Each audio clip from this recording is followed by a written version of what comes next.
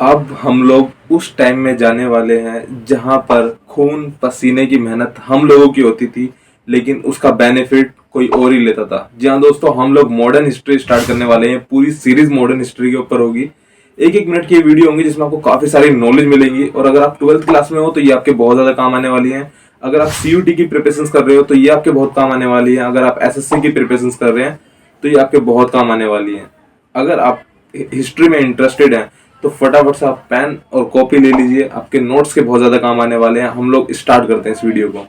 1857 यानी कि 1857, जिसमें पहली स्वतंत्रता के लिए क्रांति हुई, यानी कि आजादी के लिए लड़ाई लड़ी गई। 1857 के अंदर, यानी कि गांधी जी के पैदा होने से भी 12 साल पहले हमारे लोग आजादी के लिए लड़ रहे थे अंग्रेजों के खिलाफ। 1869 यानी कि 1869 के अंदर मोहनदास करमचंद गांधी यानी कि हिंदुस्तान के गॉडफादर का जन्म होता है। गांधी जी के फादर का नाम करमचंद गांधी था, उनकी माँ का नाम पुतलीबाई गांधी था और उनकी बीवी का नाम कस्तूरीबाई था। 1870 के अंदर 1870 के अंदर बांकिम चंद्र चटर्जी वंदे मातरम लिखा था, जो कि हिंदुस्तान का राष्ट्रीय गीत है। 1885 यानी कि 1885 में इंडियन नेशनल कांग्रेस है, भारतीय राष्ट्रीय कांग्रेस की स्थापना हुई थी, जो कि मुंबई के अंदर हुई थी इस चीज की स्थापना। और इनको स्थापित करने वाले यानी कि कांग्रेस के जो उस टाइम के फाउंडर थे, एलन ओटिबम व्यूम, उस टाइम पर कांग्रेस के फाउंडर थे, जो कि जिन्होंने कांग्रेस बनाई थी मुंबई के अंदर। कब बनाई थी? 1885 के अंदर। 1905 के अंदर दो काम होते हैं। पहला, लॉर्ड कॉर्नर बंगाल के विभाजन की बात करते हैं कि हम बंगाल को अलग करेंगे या फिर बंगाल का विभाजन करेंगे। और दूसरा, अवरिंद्रनाथ टैगोर भारत माता का चित्र बनाते हैं। वो पूरी तरीके से भारत माता के चित्र को स्थापित करते हैं इंडिया के अंदर। 1906 यानी कि 1906 के अंदर मुस्लिम लीग की स्थापना होती है, जिसको स्थापित करने वाले यानी कि इनको बनाने वाले आगा खां और नवाब सलीमुल्लाह होते हैं। 1907 के अंदर कांग्रेस का विभाजन होता है, यानी कि कांग्रेस दो हिस्सों में टूट जाती है। एक होता है नरम दल, एक होता है गरम दल, यानी कि लेफ्ट और राइट में कांग्रेस का विभाजन हो जाता है। लेफ्ट साइड यानी कि नरम दल की तरफ गांधी जी, डॉक्टर जवाहरलाल नेहरू, सरदार वल्लभ भाई पटेल ऐसे लोग होते हैं। और गरम दल की तरफ लाला लाजपत राय, विपिन चंद्र पाल और बाल गंगाधर तिलक जैसे लोग होते हैं। 1911 यानी कि 1911 के अंदर दो चीजें हुई हिंदुस्तान के अंदर। पहली चीज कि वापस से दिल्ली को राजधानी बनाया गया कोलकाता को हटाकर। और दूसरी चीज कि जो बंगाल का विभाजन की बात करी थी लॉर्ड कर्जन ने, उस चीज को रद्द कर दिया गया, यानी कि उस चीज पर रोक लगा दी गई थी कि अब बंगाल का विभाजन नहीं होगा। 1914 यानी कि 1914 के अंदर पहला विश्व युद्ध होता है। वर्ल्ड वॉर 1 के अंदर लड़ने वाले सेंट्रल पावर, अलाइड पावर, ये दो ग्रुप आपस में लड़ रहे थे। अलाइड पावर के अंदर थे फ्रांस, ब्रिटेन, यूएसएसआर, मतलब जिसको आज के टाइम पर रशिया कहा जाता है, और अमेरिका। और सेंट्रल पावर में लड़ने वाले थे जर्मनी, टर्की और मिडल ईस्ट। बेसिकली इन दो ग्रुपों के बीच में लड़ाई हो रही थी, जिसमें कि अलाइड पावर की जीत हुई थी वर्ल्ड वॉर 1 के अंदर। आगे पढ़ते हैं इसके बारे में क्या लिखा। 1914 के अंदर वर्ल्ड वॉर 1 हुआ था, लेकिन 1915 के अंदर महात्मा गांधी जी वापस हिंदुस्तान आए थे। महात्मा गांधी जी कहाँ से वापस आए थे? साउथ अफ्रीका से वापस आए थे महात्मा गांधी जी हिंदुस्तान वापस। और लेकिन वो गए कब थे? ये क्वेश्चंस आते हैं ज्यादातर एग्जाम में।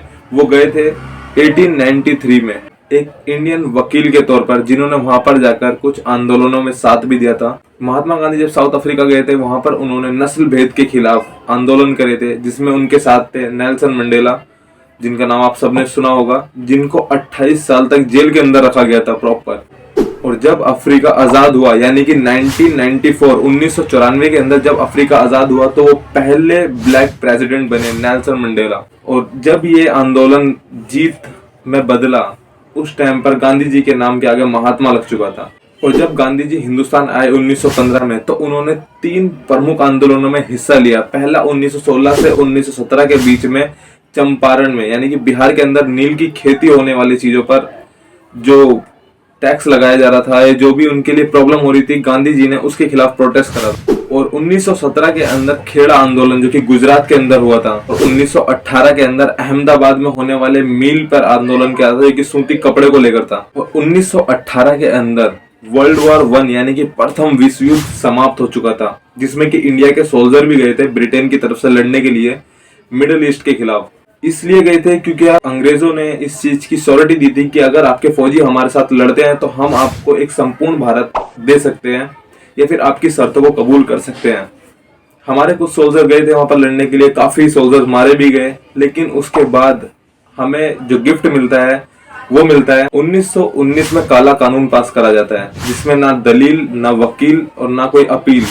जिसके ऊपर अंग्रेजों को शक होगा वो उसको उठाएंगे और 2 साल के लिए जेल में बंद कर देंगे। और दूसरा 13 अप्रैल 1919 के अंदर जालियांवाला बाग हत्याकांड, अमृतसर पंजाब के अंदर ये केस हुआ था, जिसमें सैकड़ों लोग मारे गए थे और हजारों घायल हो गए थे।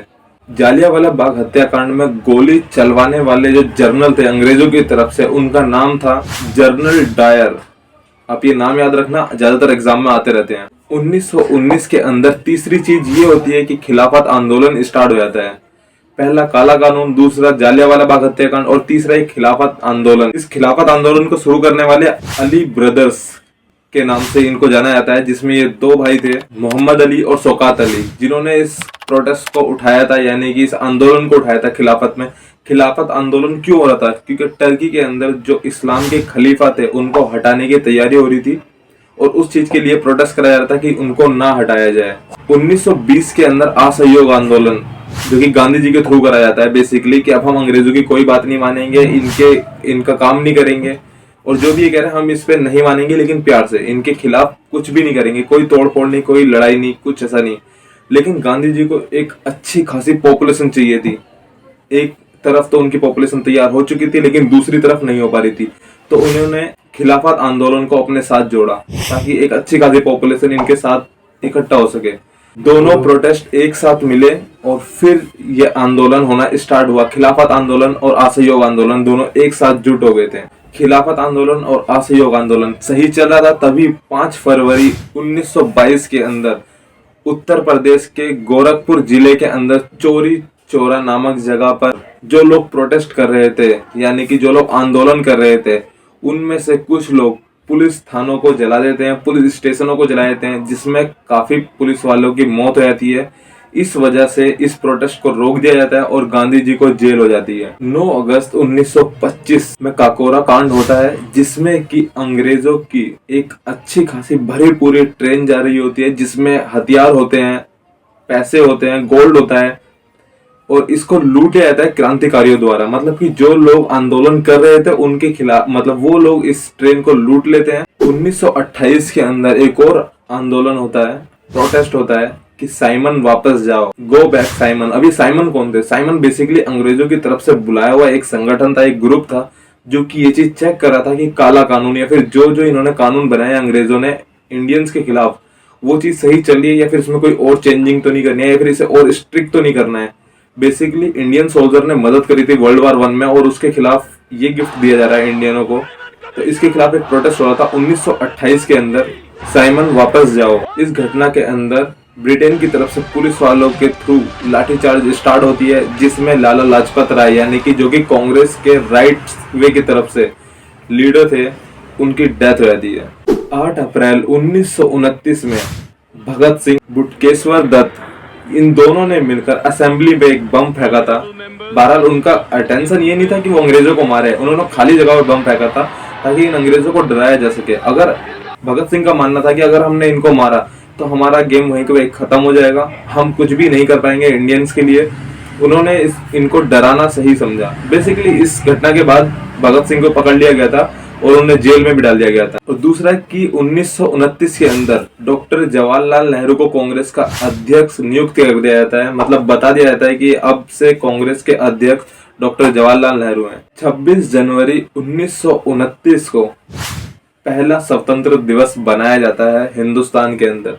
ये क्वेश्चंस बहुत बार पूछा जाता है, इसको जरूर लिख लें। 12 मार्च 1930 से 6 अप्रैल 1930 तक महात्मा गांधी जी साबरमती से दांडी तक की यात्रा आरंभ करते हैं। दांडी यात्रा नमक कानून को लेकर होती है। नमक को लेकर इंडियंस के ऊपर कोई भी राइट्स नहीं रहेगा। जो भी कुछ नमक का काम होता है वो बेसिकली सारा प्रॉफिट ब्रिटेन वालों के पास जाएगा, यानी कि अंग्रेजों के पास जाएगा। तो इस चीज के खिलाफ गांधी जी ने दांडी यात्रा स्टार्ट करी थी नमक कानून तोड़ने के लिए। 1930 के अंदर गांधी जी ने सविनय अवज्ञा आंदोलन स्टार्ट करा, यानी कि विनय के साथ अपना आंदोलन करना। हम आपकी बात नहीं मानेंगे, ये सब चीजें अंग्रेजों के खिलाफ थी, हम आपका काम नहीं करेंगे, जो भी आप कहोगे हम आपकी बात नहीं मानेंगे। लेकिन बहुत नरमी के साथ, कोई तोड़फोड़ नहीं, कोई हैवी प्रोटेस्ट नहीं, लेकिन इस चीज का आंदोलन गांधी जी ने स्टार्ट करा। और दूसरी तरफ 1930 के अंदर डॉक्टर भीमराव अंबेडकर ने जितनी भी पिछड़ी जातियां थी उन सबको एसोसिएशंस के अंदर सभी संगठन ग्रुप को एकत्रित किया, मतलब इकट्ठा करा और प्रोटेस्ट करना स्टार्ट करा कि हमारी जितनी पिछड़ी जातियां हैं इन सबको इतना नीचा क्यों दिखाया जाता है, बेसिकली इनके खिलाफ इतना शोषण क्यों होता है। 23 मार्च 1931 भगत सिंह, सुखदेव और राजगुरु को फांसी दे दी जाती है, यानी कि इन तीनों को, जो कि फ्रीडम फाइटर थे, इन तीनों को फांसी के फंदे पर चढ़ा दिया जाता है 23 मार्च 1931 में। और दूसरी तरफ 1931 के अंदर गोलमेज सम्मेलन में महात्मा गांधी और लॉर्ड इरविन दोनों आपस में डिस्कशन करते हैं और इस बात की संधि करते हैं कि तुम सभी ने अवज्ञा आंदोलन जो आपने चला रखा है इस चीज को आप वापस ले लो, हम आपकी बातों को मान लेंगे। दूसरी तरफ दोबारा एक और गोलमेज सम्मेलन होता है इन्हीं दोनों के बीच में, जिसमें कि गांधी जी की सारी शर्तों को मना कर दिया है। 1932 में महात्मा गांधी जी और डॉक्टर भीमराव अंबेडकर जी के बीच में पूना पैकेट एक तरीके से डिस्कशन होता है इस चीज को लेकर कि हमारा जो पिछड़ा हुआ वर्ग है इनके लिए एक अलग से जगह दी जाए ताकि इनके साथ ऐसा शोषण ना हो। लेकिन गांधी जी इस चीज में उनको राजी करते हैं, मनाते हैं डॉक्टर भीमराव अंबेडकर को कि अगर इनको अलग जगह दे दी तो ये बहुत ज्यादा पिछड़ जाएंगे, और भी ज्यादा पिछड़ जाएंगे और भी ज्यादा इनके साथ शोषण होगा। एक काम करते हैं, हम तुम्हारे लिए, हमारी सरकार बनेगी, अगर देश स्वतंत्र हुआ, आजाद हुआ, तो फिर हम इनको शुरुआत के 10 सालों तक आरक्षण देंगे। 1933 यानी कि 1933 के अंदर चौधरी रहमत अली पहली बार हिंदुस्तान के अंदर पाकिस्तान नामक विचार को सामने रखते हैं, यानी कि पाकिस्तान नाम की कोई सोच को सामने रखते हैं कि मुस्लिमों के लिए कोई एक अलग जगह होनी चाहिए, मुस्लिम ग्रुप के लिए पाकिस्तान नाम का कोई देश होना चाहिए। फर्स्ट टाइम इंडिया के अंदर ये बात चौधरी रहमत अली रखते हैं 1933 के अंदर। 1935 के अंदर यानी कि 1935 के अंदर भारत शासन अधिनियम लागू हुआ और क्षेत्रीय सरकार बनाई गई, यानी कि क्षेत्र जितने भी इलाकों में सरकारें बनानी थी वो बनाई गई। हिंदुस्तान के लिए एक खुशी की बात थी। 1939 यानी कि 1939 के अंदर वर्ल्ड वॉर 2 स्टार्ट हो जाता है। 1942 में बहुत इंटरेस्टिंग कहानी है, आप जरूर सुने। 1940 जिसमें लाहौर के अंदर मीटिंग होती है मुस्लिम लीग के अंदर और इस चीज को पास करा जाता है कि अब पाकिस्तान नाम की जगह मुस्लिमों के लिए ली जाएगी। 1940 के अंदर मुस्लिम लीग में पाकिस्तान नामक जो शब्द एक बार चौधरी रहमत अली ने सोचा था वो चीज पास कर दी जाती है कि अब मुस्लिमों के लिए पाकिस्तान बने। 1942 में क्रिप्स मिशन वापस भारत आए और भारतीयों से बोला, यानी कि महात्मा गांधी जी से बोला कि अपने सोल्जर्स को आप हमारे साथ लड़वाएं, जो भी जर्मनी के खिलाफ। बेसिकली अगर आपके सोल्जर हमारे लिए लड़ेंगे तो हम आपको स्वतंत्र भारत दे देंगे। लेकिन पिछली बार भी अंग्रेजों ने यही बोला था, इस बार इंडियन उनके जाल में फंसने वाले थे नहीं। इसीलिए गांधी जी ने 1942 में करो या मरो का नारा लगाया, भारत छोड़ो आंदोलन स्टार्ट करा, जो कि एक बहुत बड़ा रूप ले जाता है, एक बहुत बड़ा प्रोटेस्ट बन जाता है। भारत छोड़ो आंदोलन 1942 में स्टार्ट हुआ था, यानी कि 1942 में। 1945 में वर्ल्ड वॉर 2 यानी कि द्वितीय विश्व युद्ध खत्म हो जाता है, जिसमें जापान को भारी नुकसान झेलना पड़ता है कि अमेरिका 2 परमाणु बम जापान के ऊपर छोड़ता है, हिरोशिमा और नागासाकी के ऊपर। हिरोशिमा पे जो परमाणु बम फेंकता है उसका नाम होता है फैटमैन, और जो नागासाकी के ऊपर परमाणु बम फेंकते हैं उसका नाम होता है लिटिल बॉय। बेसिकली ये 2 परमाणु बम फेंके जाते हैं हिरोशिमा और नागासाकी के ऊपर, जापान को बहुत ज्यादा नुकसान झेलना पड़ता है और वर्ल्ड वॉर 2 का अंत होता है। 24 मार्च 1946 यानी कि 24 मार्च 1946 को के वर्नर मिशन संविधान सभा के प्रस्ताव को लेकर भारत वापस आए, जिसमें उन्होंने संविधान को लागू करने के लिए बोला था और बेसिकली इंडियंस को कुछ पावर देने के लिए बोला था, क्योंकि वर्ल्ड वॉर 2 में ब्रिटेन की बहुत ज्यादा बुरी हालत हो गई थी। एक तरफ तो ये भी कहा जाता है कि अगर वर्ल्ड वॉर 2 ना होता तो हो सकता था कि हिंदुस्तान भी आजाद ना हो पाता। 24 मार्च 1946 के अंदर जो के वर्नर हिंदुस्तान आए थे उसमें भारतीयों की मांग को पूरा करने की बात हुई थी, लेकिन उन्हें स्वतंत्र भारत दे दिया जाएगा मगर पाकिस्तान अलग होगा, यानी कि वोट होंगे और फिर देन जो पाकिस्तान होगा मुस्लिम लीग के लिए एक अलग जगह दी जाएगी, यानी कि पाकिस्तान नाम का देश एक अलग बनेगा। 26 नवंबर 1949 यानी कि 26 नवंबर 1949 को संविधान तैयार हो जाता है। 26 जनवरी 1950 यानी कि 26 जन 1950 में संविधान को लागू करा जाता है हिंदुस्तान के अंदर, और 15 अगस्त 1947 में संपूर्ण भारत आजाद हो जाता है।